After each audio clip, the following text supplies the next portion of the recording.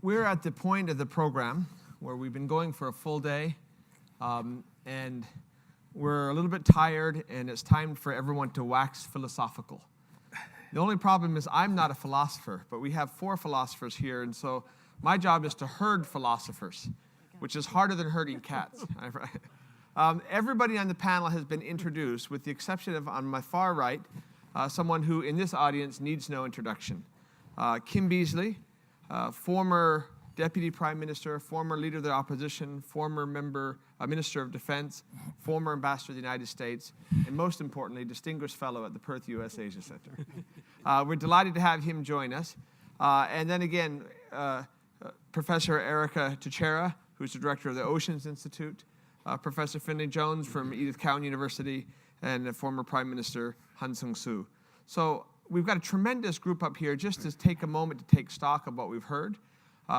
We've also got coffee, refreshments in the Navy band towards the end of the evening, so I'm aware of our parameters here. But it's useful, having had so much information where your head is probably hurting and you feel like you should be awarded kind of a one-day degree in maritime sciences. But it's a chance for us to kind of think about what our core takeaways are. So I'm going to ask each of our panelists in turn, just very briefly, because I've got a couple of questions. What is your core takeaway? What are 1 or 2 of the things that you take away from this that have either changed your mind or has given a new priority in your mind going forward? We'll start with you, Erika, if we could. I felt sure you were going to ask him first. Ladies first. Okay, well, I think the obvious one and the first one to start with is collaboration. The importance of collaboration at all different scales. So we've talked about collaboration internationally across countries, across the region, particularly in terms of security, but in other respects as well. But I think those collaborations are important right down to the local level in this state and across this country, and with our closest neighbours. And you know, I think Oscar put to us earlier, you know, the people in Perth going out to the beach, you know, that there were collaborations in our coastal communities across NGOs, across SMEs, across businesses and local government, scaled all the way up to international collaboration across global sectors like fisheries and security and defence. So my take home is about the importance, I think, of thinking much more broadly about collaboration at all different scales. Thank you. Professor Beazley. Well, I think you mainstreamed what is most Australians regard as somewhat peripheral, which was the issues related to how we tend to and care for our oceans. So you're actually quite a challenge to the base of Australian thinking anyway. I mean, other people might look at those things far more carefully than we do, but we swim in the ocean without thinking about it. And that is a takeaway for me. The other is not the opposite of what Erika was talking about, but also as the problems get enumerated, be they security, economic, ecological, as they get basically illuminated for us, fundamentally it's governments. Quite frankly, governments have to take decisions. Governments in democracies respond to ground-up pressure, but not all governments do that. And there has to be a capacity for people who have got that scientific background and doing the research, get through to people who actually take decisions. Thank you. John, can we turn to you? Well, perhaps initially a declaration that I'm not a philosopher. And when I was... We all make that declaration. But a microbiologist, and I'm therefore used to looking at the world through a microscope. And this sort of conference shows me how important it is to change perspective. If I were to be looking for the one take-home message or objective from what I've heard, and this is really just to borrow the words of at least one of our speakers, and that was that we need to be seeking economic prosperity and security, and with that will come stability. So that to me summarises a lot of what I've heard. With my portfolio of trying to promote research in my university, what I've heard have also been some marvellous stories about how research has brought about the identification of problems, quantifying the problems, and indeed, in a number of instances, through research, we've been able to identify solutions. And if, therefore, I were to look at that overall objective of how do we seek economic prosperity, well, I would argue that we will build economic prosperity through creative research and innovation. And to echo Erika's words, I think that it's only through collaboration, through cooperation, that we're going to get there faster than we would otherwise. And just to throw in one example, I think we heard the role that UNESCO hopes to play over the next decade in promoting that collaboration and cooperation. The issue of security, though, and certainly there have been a number of examples of security challenges in our environment, but I took one step back and thought to attain security, we ultimately need to generate trust. And then I started to feel that I was running out of inspiration, but I did come back to that theme of collaboration and cooperation, because I think with an earnest commitment to that sort of approach to identifying and solving our problems, we will build trust. Thank you. Dr. Han, anything further that you would add? The role of Indo-Asia Pacific region in dealing with, say, fisheries, environment, energy, or even security can be underestimated. I think this conference is very important. I like to see this conference one step advanced, so that countries involved, government involved in this region can come together to have some sort of governance system to elevate the role of this region on the issue of sustainability as a whole. Thank you.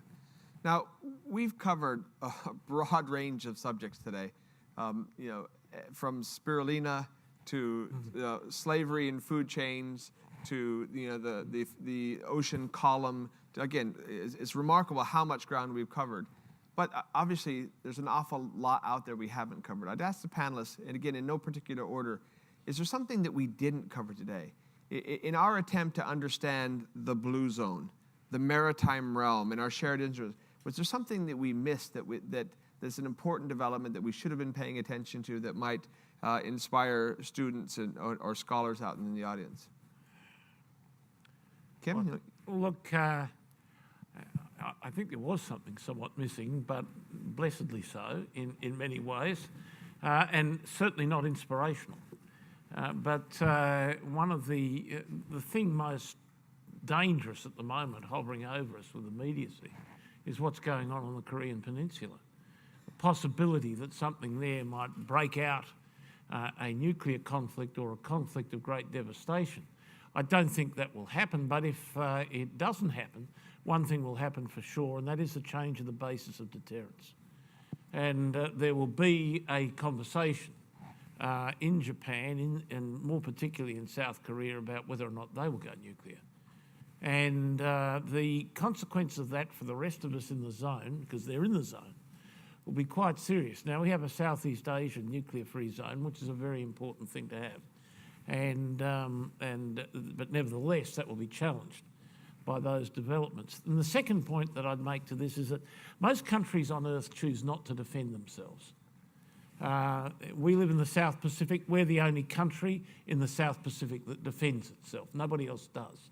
However, in South, Southeast and North Asia, virtually all of them defend themselves, and all of them over the last 100 years have been involved in wars, many of an existential character, and many repeatedly.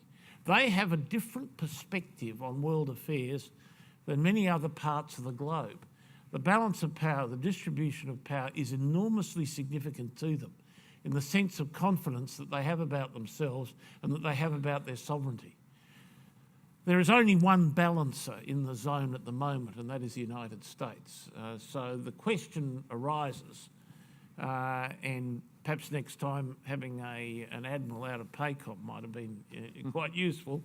They're quite good on the environment too, because how the current administration chooses to play the game in this zone is going to be absolutely critical, and we don't know what that direction will be. Thank you. Erika, anything?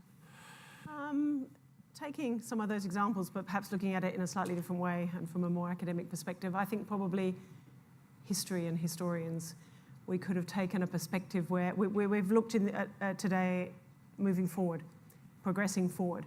But let's not forget the past. Let's not forget what we've learned from the past, and perhaps say it more explicitly. I think a lot of what we talked about today was built on the past, but we need to identify it. And perhaps to avoid future conflict, we can draw upon the conflicts of the past and reflect upon them. If we look at some of the things we talked about, shipping, we talk about pollution, we talk about IMO standards, a lot of those were reactionary following some very major oil shipping disasters. We reacted to those and we progressed forward. But let's not forget how far we have come, and let's not forget the history, whether that's the history of baselines of marine species or the history of some man-made disasters that we've caused in the past. Thank you. John, anything? I may be guilty of turning this question to my own advantage, but the program to me was terrific. It covered an enormous scope and very, very informative. But I will confess to coming into the conference with a word in my mind stimulated by the theme of security, and that is cybersecurity.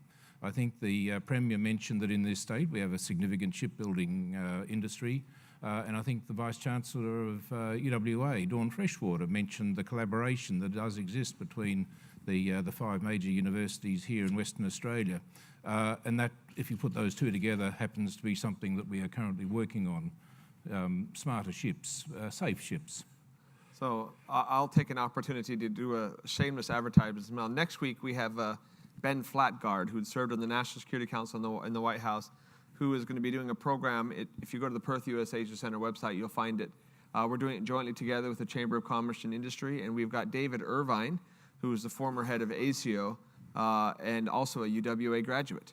So that's next week. So on cybersecurity, thank you for the nice linkage. Well, I can add that David Irvine has been the chair of the board of ACTRI, the Australian Cybersecurity Research Institute, based here in Perth, linking in with industry partners like Cisco, and hopefully will be having a major role in the new, recently established cybersecurity CRC. Thank you. Dr. Han, anything that you thought we should focus on? I've been to many international conferences of this kind, but it's the first time that I've been to this conference where the session was so compact. You could have we covered so many topics today. In other conference, you don't cover so many topics. In a sense, we have more or less exhausted the issues involved. What I think missing link is to design in the long term the institutional arrangement of the like-minded countries in the Indo-Pacific region, so that not just among the scholars or businessmen, but some semi-government officials could attend to think about what should be the future of this region in terms of one nation, in terms of role in the United Nations, or in other international fora. That, I think, is the issue that we should discuss in the future. Thank you. Now, we're almost out of time, but I want to ask one final question, if I might. I was extremely impressed with, again, not just the breadth of the topics we discussed, but with the breadth of the presenters. From Pulitzer Prize-winning journalists to former admirals to hardcore marine scientists who understood the fisheries to people in the private sector, to, again, the full breadth of it. So I want to ask our panelists today, not whether you'd relive your own life again, but if you were in high school today. We've got out here students from 5 different high schools throughout Perth. If you were in high school today, what would you want to study? Kim, we'll start with you. I would regret the fact that I was completely incompetent in science, and having listened to this, I'd say I had no future at all. Fair enough. Erika, are you equally inspired? No, I would choose law again. I've had 3 careers with a law degree, and I reckon I've got another 2, maybe. So I think it's a very flexible degree. So I'm happy with my choices. Equally was thrown out of biology when I was 13. I could do physics, but no, not at university. So no, I think I chose well in law. Good. John. I'm not a good role model. I'm the victim of a family where both parents were medical doctors, and my elder brother was doing medicine. And when he confronted me with the question, what are you going to do when you leave school? I said, oh, I'll do medicine, won't I? He said, no, don't, it's boring, become a biochemist. And I had no idea what a biochemist was. I didn't do any biology at school and the like. But he gave me a book called The Chemistry of Life by a scientist called Stephen Rose, I think. It was just a small book, Pelican, for those that might remember that type of book. And it transformed me. I went and did science, not thinking about the fact that it may not lead to a productive job.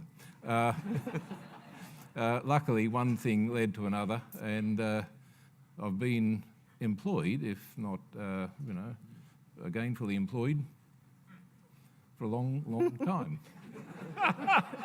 Well, Dr. Han, you've had many careers as an economist, as a government official, a member of parliament, an international diplomat. Was there anything in our audience today that inspired you to start over? Having come to Perth for the first time, and also having attended very interesting and useful conference today, I think if I were a student now, I would study life below the sea, life on the sea, like coral, fish, and this is the area where I like concentrate to study. We could not ask for a better conference, or a better compliment at the end of the conference. I'd like to take just a moment, if I could, before we break for the end of the conference, and I'm going to turn the time back over to our MC in just a minute, but to recognize our sponsors. Again, this is first and foremost an initiative of the University of Western Australia. Our Vice Chancellor is gone. I want to acknowledge Professor Kent Anderson, who's the chair of our working group for In the Zone, and the Deputy Vice Chancellor at the University of Western Australia. Rio Tinto, for their tremendous support as a founding sponsor of In the Zone. The state government of Western Australia, and the ECU, who came in as a sponsor. I also wanted to note some of the others who've gone up before. The Oceans Institute itself was a key partner. We couldn't have done it without their intellectual heft. The Department of Foreign Affairs and Trade, the Marine Fuel Institute, the City of Perth, INPEX, and the Perth Convention Bureau. And I wanted to also take just a moment to thank our other partners who actually did the work, that we couldn't have done it without them. Tickets WA for selling the tickets. Beaumont at the Point, this is a new facility. My guess is that many of you who live near Perth have come here for the first time, and I also guess it probably won't be your last time coming back here. It's a beautiful facility. Fraser Suites Hotel, Davina Designs. I would note, as an evidence of our in-the-zone mentality, our design work has all been done by a wonderful Indonesian designer who lives here in Perth. So we're clearly, in practice as well as word, Indo-Pacific. The Western Australian Museum, the Knowledge Society, Immer Photography, and La Louis Silvestro. So it's been a tremendous group that's made this possible. But finally, if I could, I wanted to acknowledge my colleagues. As you look around the room, as we have our final reception, everybody you see that has kind of a green lanyard, take an extra step. Please take the extra step to thank them for their efforts. They've been tremendous. Shelby Crooks and Lisa Cluett and Fiona Considine in particular. I could mention all of them, but there's literally an army that made this possible. And I'd like you to ask you to join me, number one, in thanking this magnificent concluding panel, and number two, for thanking my colleagues for all their tremendous work today. So thank you.